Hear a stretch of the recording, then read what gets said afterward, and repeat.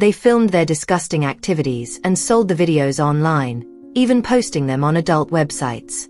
The money was coming in, but Som Kid, being the greedy guy he was, only gave Keuta a measly 10% of what they made. He often refused to even tell her how much he was really earning. Eventually, Keuta started to feel like she was nothing more than a pawn in his game, just being used and taken advantage of. Hey, welcome back to our channel. Today, we're diving into another chilling real-life story that'll leave you speechless. This time, our story comes from Pat Hine City, Myanmar. Now, this case is a bit different from what we usually cover, but it's definitely mysterious and incredibly intriguing. So, without wasting any time, let's dive right into the full story and explore it together.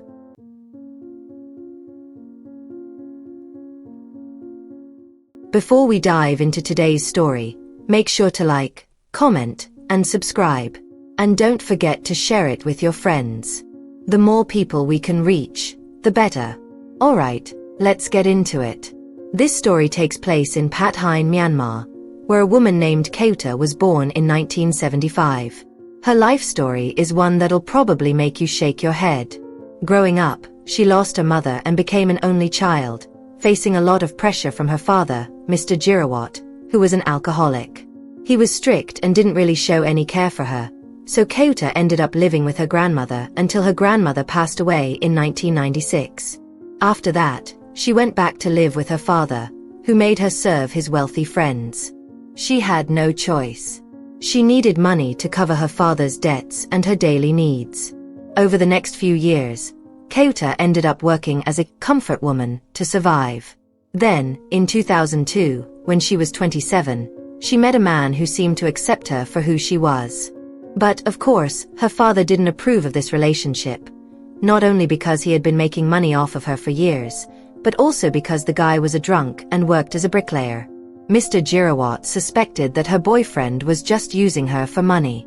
Despite this, Keuta married him without her father's blessing, but the marriage only lasted 6 months. The man proved to be unreliable, even asking Keuta to continue working as a comfort woman to support them both. So, she demanded a divorce. She wasn't about to keep a man around who was just like her father, useless and always drunk. It made more sense for her to move back in with her father, even though he was just as bad as her ex-husband. By January 2003, Keuta was officially widowed. After the divorce, she worked as a salesperson for lipstick and powder products in a mall in downtown Pat Hine. But most of her friends also had side gigs serving men on the weekends to make extra cash. Influenced by those around her, Keuta got back into the business she had left behind for almost 2 years. The pay wasn't great, and her father's demands were high, so it seemed like the only way to make ends meet while working in cosmetics. In 2008, Mr. Jirawat became acquainted with a man named Niwat, a policeman in his cycling group. Niwat was married with 4 kids, well-liked by the community, and had a reputation for being friendly and respectful. As he got to know Mr. Jirawat, he also learned about Keuta, who seemed to be exactly his type. Niwat started visiting more often, just for coffee or to check up on things, and when he expressed interest in Keuta, her father didn't hesitate to give his approval. In fact, he offered her up as a second wife, or just for one night of his company. It's a pretty messed up thing for a father to say, but for Niwat, it was exactly the kind of bluntness he liked. So he agreed to try it for one night, with the payment set by Mr. Jirawat, and Keuta had no choice but to obey her father's wishes. Their first meeting took place in August 2008, when Keuta was 33 and Niwat was 35. From the start, Niwat became obsessed with her, and his feelings quickly turned into possessiveness. He even forbid her from seeing other men, which wasn't part of their original agreement. Keuta began to feel suffocated by all the rules and restrictions. Things got worse when she confided in her father about Niwat's behavior in bed. His demands were strange and unreasonable. But instead of supporting his daughter, Mr. Jirawat just told her to adjust and not be so stubborn. He even negotiated with Niwat when it came to things like banning her from seeing other men. According to her father, it was better for her to be a mistress with a high price tag than to keep fighting it. Despite feeling trapped, Keuta still wanted to maintain her freedom. She wanted to keep working, stay social, and not just be Niwat's possession. But since her father had already made the deal with Niwat, Kauta reluctantly agreed to stop working.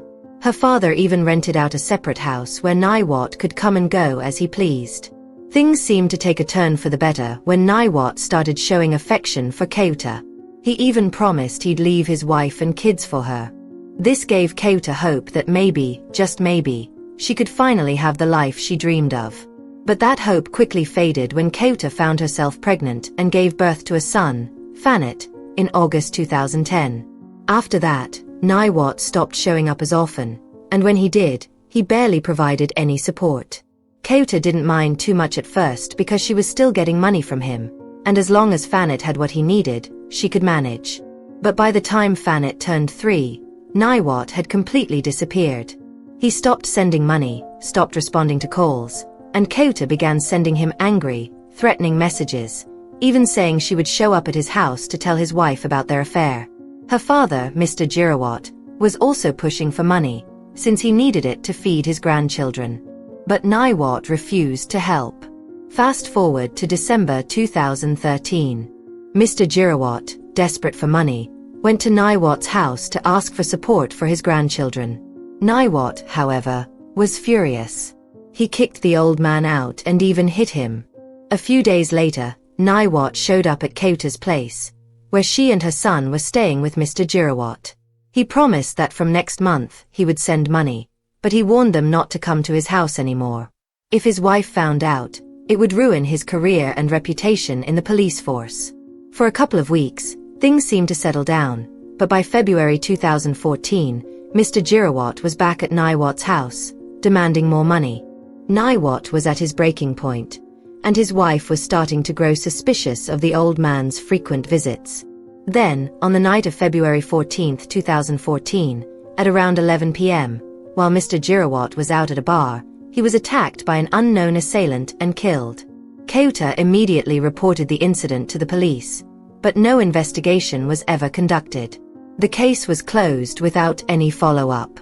Kauta couldn't shake the feeling that Niwat, or someone close to him in the police force, might have been behind her father's death. This realization scared her, and she decided never to ask Niwat for money again, fearing for the safety of her son, Fanit. She now lived in constant fear that something worse might happen to him. As Kauta got older and found it harder to secure steady work, she reached out to an old friend, Lamai, whom she used to work with at the cosmetics shop. Lamai had turned her life around and gotten married, but she still had some old contacts in the business. So Kauta, with no other options, went back to being a woman of the night.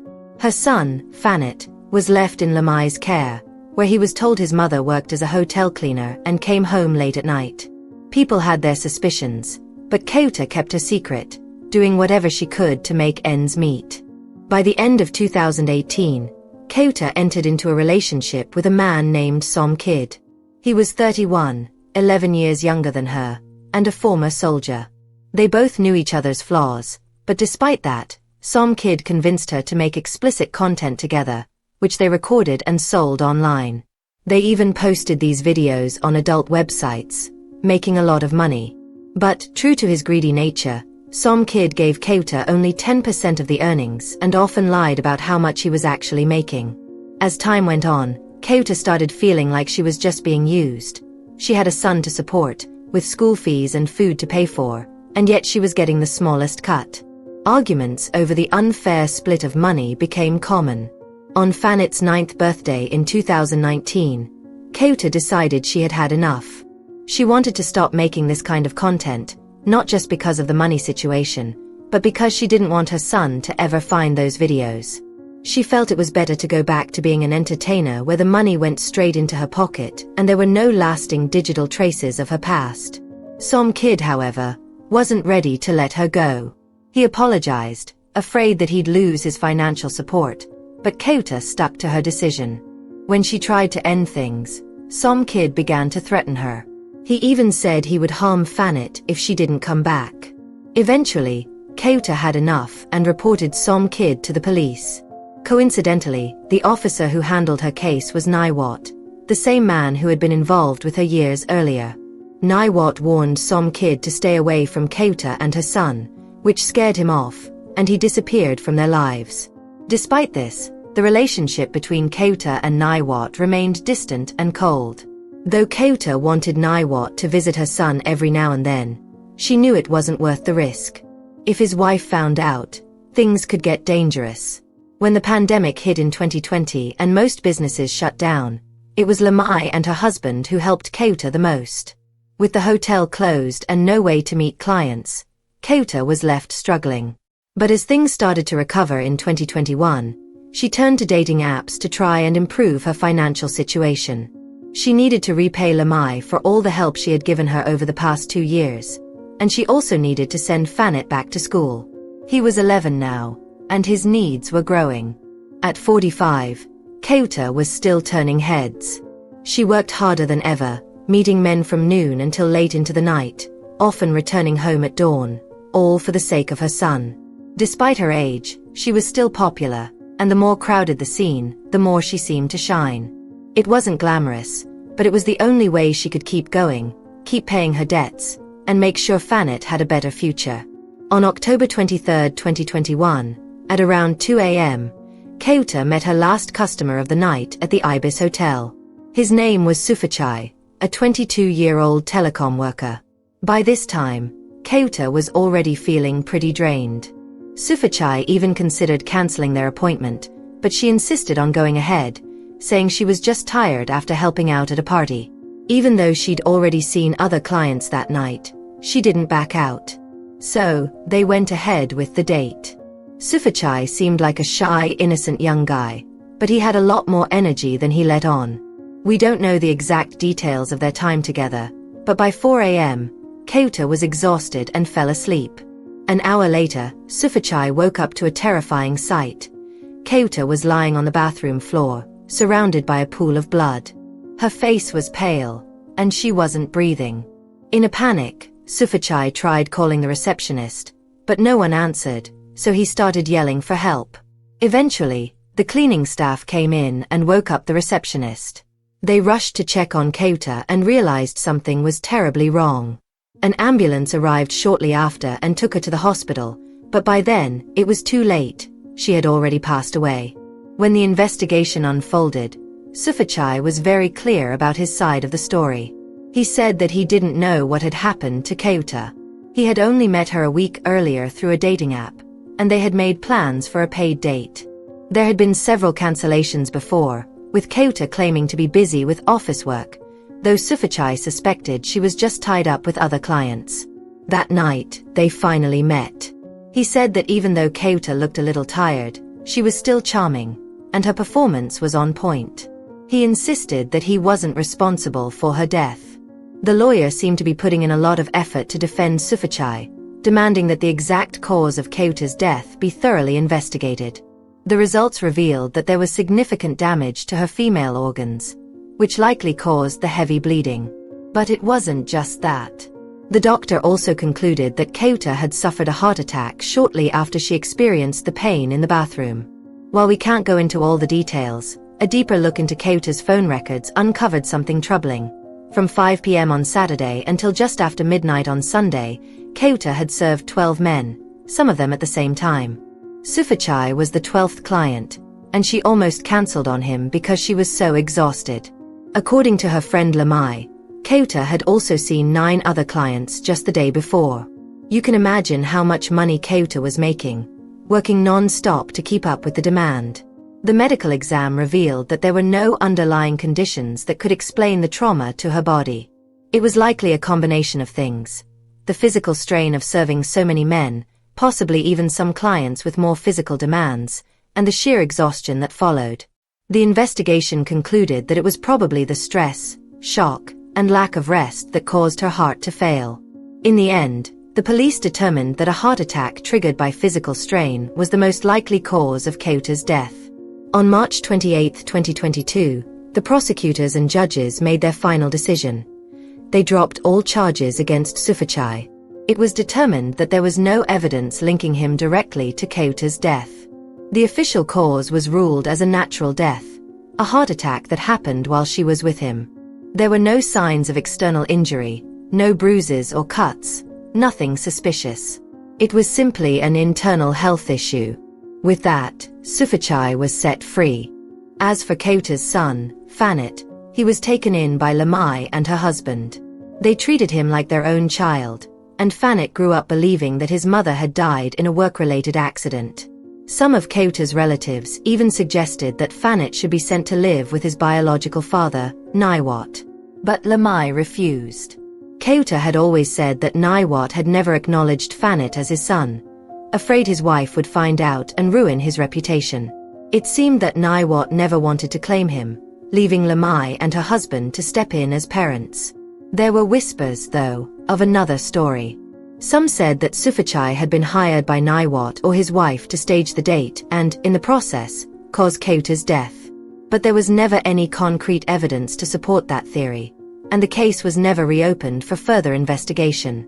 The lawyer for Sufachai repeatedly stated that there was no connection between him and Niwat, challenging anyone with proof of a conspiracy to bring it forward. However, more than a year passed since the case was closed, and nothing further came to light. It remained one of those rumors that nobody could prove, but everyone seemed to know. What lessons can we learn from this story?